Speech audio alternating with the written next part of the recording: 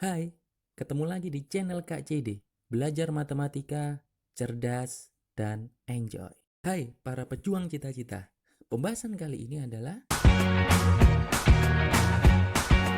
Oke, kakak sudah siapkan materi garis dan sudut ya. Tentu materi ini bukan materi yang sulit kalau kita sudah paham bagaimana konsep awalnya. Yang sering muncul adalah bentuk seperti ini. Ketika ada dua garis yang sejajar, kemudian ada tarik garis yang membelah kedua garis itu. Nah, paling tidak kita melihat ada 8 sudut, yaitu sudah saya beri nama A1, A2, A3, A4, B1, B2, B3, B4. Nah, dari 8 sudut ini kita akan melihat beberapa sifatnya. Yang pertama, ada namanya sudut yang sehadap. Nah, sehadap itu cirinya adalah dia punya besarnya sama. Jadi besar sudutnya itu sama nih. Oke, seperti apa sudut yang dikatakan sehadap? Itu contohnya adalah A1, dia sehadap dengan B1. Kalau kita lihat, ini menghadap pojok kiri, ini juga pojok kiri, sama ya. Kemudian ada lagi A2, yang ini dia sehadap dengan B2. Kemudian ada lagi A3 sehadap dengan B3 dan A4 sehadap dengan B4. Nah, itu namanya sudut yang sehadap besarnya sama. Yang kedua, ada namanya sudut berseberangan. Sudut berseberangan ini juga sama, besarnya yaitu sama. Nah, yang dikatakan sudut berseberangan adalah contohnya A2 dengan B4. Nah, ini namanya berseberangan. B1 dengan A3 namanya berseberangan dalam. Ada lagi yang berseberangan luar adalah A1 dengan B3, itu berseberangan luar besarnya sama juga. B2 dengan A4, itu adalah berseberangan luar ya. Oke, yang ketiga ada namanya sudut bertolak belakang. Bertolak belakang itu contohnya adalah A1 dengan A3. Nah, sudut bertolak belakang ini besarnya juga sama. Nah, ada lagi A2 dengan A4, B1 dengan B3, B2 dengan B4. Kemudian ada lagi sifat berikutnya, ada namanya sudut yang sepihak. Sudut yang sepihak itu jumlahnya 180. Contoh sudut yang sepihak adalah A1 dengan B1. Nah, ini kalau kita jumlahkan adalah 180 ya. Oke. Kemudian ada lagi sudut A3 dengan B4. Itu kalau kita jumlahkan adalah 180. Kemudian ada lagi nggak ada lagi, itu namanya sepihak dalam. Ada lagi yang sepihak luar, contohnya adalah B2 dengan A1, itu jumlahnya juga 180. B3 dengan A4 itu juga 180 ya. Oke, itu adalah beberapa sifat yang wajib kalian ketahui ketika kalian mengerjakan soal pertanyaannya adalah sudut ya. Oke, ada lagi juga yang sering muncul adalah segitiga. Nah, yang perlu kita tahu sifatnya yang pertama, jika segitiganya sama kaki, otomatis sudutnya ini, nah sudut di kakinya ini besarnya sama nih. Nah, ketika sudut dijumlahkan, ini jumlahnya adalah 180. Nah, itu kalau sudut sama sisi segitiganya berarti sudutnya sama ya, 60 derajat. Oke. Kemudian ada lagi namanya sudut luar. Contoh, kalau ini X derajat, ini Y derajat, ini B derajat, maka bisa disimpulkan P itu adalah X ditambah dengan Y. Nah, dari mana? Dari sini. Kalau saya beri nama ini sudut Z, maka kita tahu bahwa P ditambah Z itu 180 karena lurus. Kemudian X ditambah Y ditambah Z juga 180 karena melibatkan 180 jika dijumlah dengan Z. Kesimpulannya adalah P sama dengan X ditambah dengan Y. Nah, ini adalah sifat-sifat yang wajib kalian ketahui untuk model soal garis dan sudut. Oke, sekarang kita lihat soal latihannya ya. Soal yang nomor 1, di sini ada segitiga ACD, di mana ada garis BD itu memotong AC, sehingga terbentuklah ada dua segitiga yaitu ABD dengan BCD. Nah, Di sana kita disuruh menentukan berapakah nilai X ditambah Y-nya. Nilai X ditambah dengan Y.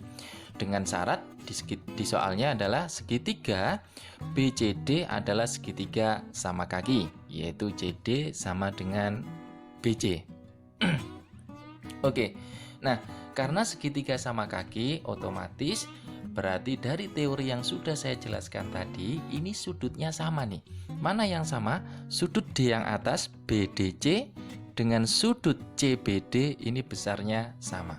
Berarti kalau saya tuliskan, jika sudut CBD ini Y, maka sudut CDB bisa saya tuliskan Y juga di sini. Kenapa? Karena sama kaki. Kita tahu bahwa aturan pada segitiga total sudutnya 180.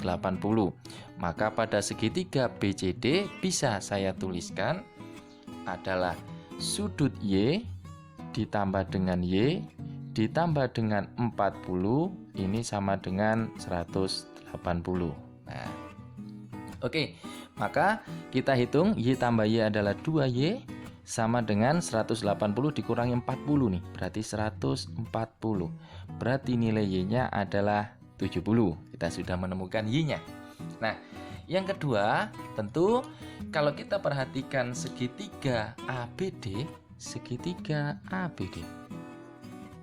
Nah, ingat tadi teori sudut luar. Nah, sudut luar ya. Sudut di luar segitiga, berarti bisa kita simpulkan sudut luar itu adalah jika ada segitiga ABD, maka untuk mendapatkan sudut luar ini berarti sama saja kita menghitung jumlah dari sudut X ditambah dengan 30 ini ya. Berarti X ditambah dengan 30 sama dengan nilai Y. Maka kalau kita pindah X ditambah dengan 30 sama dengan 70, berarti nilai X-nya sama dengan 40. Oke, X sama Y-nya sudah kita temukan. Pertanyaannya adalah X ditambah Y. X ditambah Y, X-nya adalah 40 ditambah dengan 70 sama dengan 110. Cukup mudah bukan? Oke, silakan kalian coba soal latihan yang lain ya. Ini ada segitiga ABC dengan sudut A B derajat, sudut B Q derajat, dan sudut C-nya R derajat. Tentukan apakah B derajat lebih kecil sama dengan Q, lebih kecil sama dengan R. Putuskan apakah 1 dan 2 cukup untuk menjawab pertanyaan tersebut. Yang pertama, pernyataan yang pertama adalah BC sama dengan 4. Maka kita analisis dulu per pernyataan ya. Dari pernyataan yang pertama ini, BC-nya, kita punya BC ini adalah 4. Kita tahu bahwa segitiga itu dia sebanding dengan ukurannya. Jadi semakin ukurannya panjang, ini AB misalkan panjang, maka sudut R-nya ini dia semakin besar. Oke ya, kenapa? Karena ada aturan sin di sana. Jadi aturan sin itu sudut atau sisinya dibagi dengan sin sudut di depannya akan senilai dengan perbandingan sisi yang lain dengan sin sudut yang lainnya. Oke, maka kita dari sana bisa menentukan bahwa jika pernyataan satu saja BC ini 4, maka otomatis dari 4 ini nilai P-nya bisa kita tentukan perbandingannya dari aturan sin tadi ya. Tetapi kita juga belum bisa menyimpulkan apakah Q sama R ini dia lebih besar atau lebih kecil. Kenapa? Karena ada dua sudut yang belum diketahui. Sehingga kita belum bisa untuk menjawab jika hanya BC sama dengan 4. Kenapa? Karena sisi yang lainnya belum diketahui ya. Oke, kita lihat pernyataan yang kedua. Berarti yang satu ini belum cukup menjawab.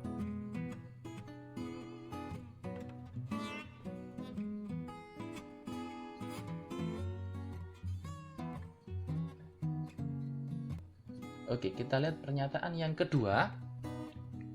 AC sama dengan AB. Nah, AC sama dengan AB. Berarti bisa saya simpulkan bahwa segitiganya adalah sama kaki. Otomatis kalau sama kaki, AC sama dengan AB, jadi ini sama. Maka bisa kita simpulkan bahwa sudut R sama dengan sudut Q.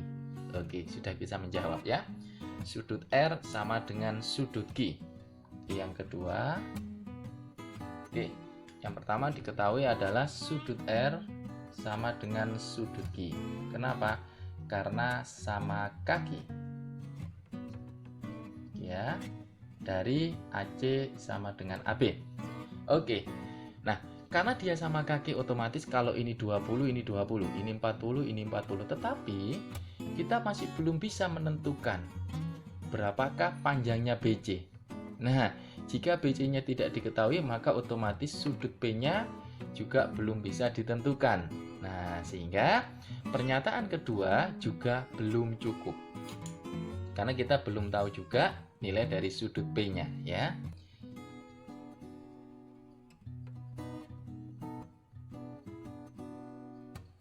Oke, tetapi kalau kita gabung keduanya, yaitu BC-nya sama dengan 4, misalkan, nah saya tulis di sini, BC 4, kemudian AC sama AB 5, ini 5, ini 5, maka dari sini bisa kita simpulkan. Kenapa? Karena ketiga sisinya diketahui. Ingat tadi sisi itu sebanding dengan sudutnya. Otomatis semakin besar sisi, berarti semakin besar sudutnya, ya. Oke, dari sini bisa kita simpulkan bahwa P menghadap 4. Ini adalah sisi yang terkecil. Otomatis P itu adalah sudut yang paling kecil. Nah, dia pasti akan lebih kecil dari apa? Dari Q atau R. Karena Q sama R-nya dia sama. Kenapa? Karena sama kaki, ya. Sehingga lebih kecil R, lebih kecil sama dengan Q, maksud saya lebih kecil sama dengan R-nya. Sehingga bisa menjawab nih. Nah, kenapa? Karena ketiga sisinya diketahui, maka kita bisa menentukan perbandingan besar sudutnya. Dengan cara apa? Membandingkan sisinya tadi. Maka 1 dan 2 cukup menjawab bersama-sama, ya. 1 dan 2 bersama-sama cukup menjawab.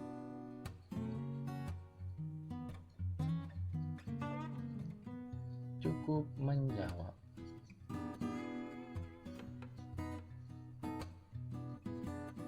Oke, cukup mudah bukan? Nah, yuk silakan kalian bisa mencoba berlatih untuk soal sudut yang lain, ya. Oke. Soal yang ketiga ada bentuk dua segitiga, yaitu ABE dan DCE. Dari dua segitiga itu ternyata diketahui ada sudut A, yaitu A kecil, kemudian ada sudut B, sudut CED maksud saya, yaitu B kecil di sini. Oke, tentukan apakah A kuadrat ditambah B kuadrat bisa kita temukan. Dari pernyataan 1 dan 2 ini, putuskan manakah yang cukup untuk menjawab pernyataan tersebut. Oke, kita lihat pernyataan yang pertama, AB sama dengan BE sama dengan AE. Nah, bisa kita simpulkan bahwa segitiga ABE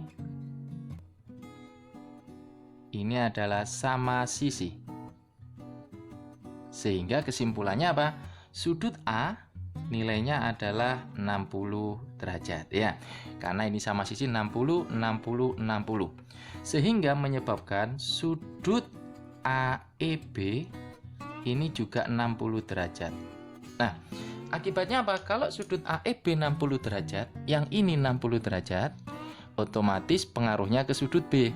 Kenapa? Karena sudut AEB dengan sudut B ini namanya bertolak belakang. Masih ingat ya? Sudut bertolak belakang berarti besarnya sama, sehingga menyebabkan, nah ini nilainya akan sama dengan apa? Sudut B-nya bernilai berapa nih? 60 derajat. Kenapa? Karena bertolak belakang. Sehingga untuk mendapatkan A ditambah B, yaitu 60 ditambah dengan 60 sama dengan 120. Berarti pernyataan pertama cukup menjawab, ya. Oke. Cukup menjawab pertanyaannya. Kita lihat yang kedua. Nah, pernyataan yang kedua, jika panjangnya DE sama dengan panjangnya EC sama dengan panjangnya CD, berarti sama segitiga CDE ini adalah sama sisi. Yang menyebabkan apa? Sudut B-nya ini bernilai 60 derajat ya. Kalau sudut B 60 derajat, berarti sudut AEB juga sama 60 derajat. Kenapa bertolak belakang? Masih ingat ya? Oke, kita sudah punya dua sudut nih. Sudut AEB-nya juga 60 derajat di sini. Nah, tetapi kita belum tahu juga besarnya sudut A dan sudut B. Kenapa? Karena segitiga ABE ini belum tentu sama sisi karena tidak ada di soalnya. Juga informasinya juga segitiganya bukan segitiga sama kaki. Sehingga jika hanya ada sudut AEB saja yang diketahui, maka kita belum bisa menemukan sudut A-nya karena segitiganya belum tahu gitu ya. Sehingga berapapun nilai A-nya itu masih mungkin nih. Maka disimpulkan pernyataan kedua ini belum cukup.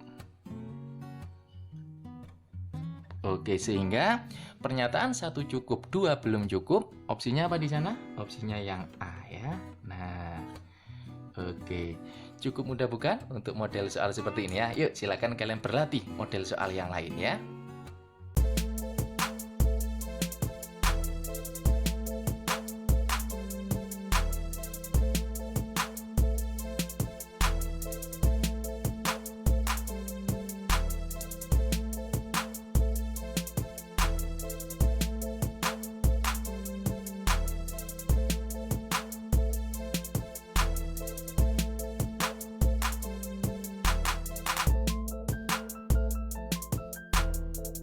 Terima kasih sudah menonton pembahasan kali ini.